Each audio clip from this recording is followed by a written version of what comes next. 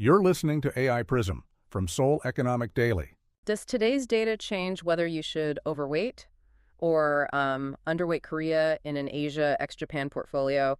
I mean, we're tracking a massive convergence of institutional signals right now.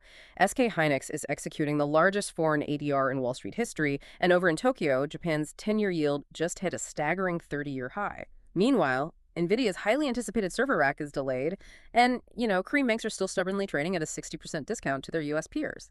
It's Tuesday, July 7th. Here's why global investors are paying attention to Korea today. SK Hynix lists a 28.1 billion USD, or roughly 43.1 trillion won, ADR on the Nasdaq on July 10th. Right, and 7.42 times is SK Hynix's 2026 forward price-to-earnings ratio versus Micron's 9.44 times. Yeah, but 9.38 times earnings is the average for Korean financial groups, representing roughly 61% of the 15.28 times average for U.S. peers. Wait, hold on, because 12.37% was TSMC's ADR premium over their Taipei shares recently. Exactly, so the ADR premium proves market access guarantees no immediate domestic valuation convergence today. Wow, okay, and meanwhile, Tokyo, dropping fiscal consolidation language, pushed Japan's 10-year bond yield to 2.830% on July 6th. Which is massive, because the weakening yen crossed a 162 per USD intraday. Right, and Nvidia's Kyber NVL144 AI server rack delay slips production to 2028. Exactly, so two Asian circuit board suppliers fell over 10% intraday. Meaning the supply chain disruption positions potential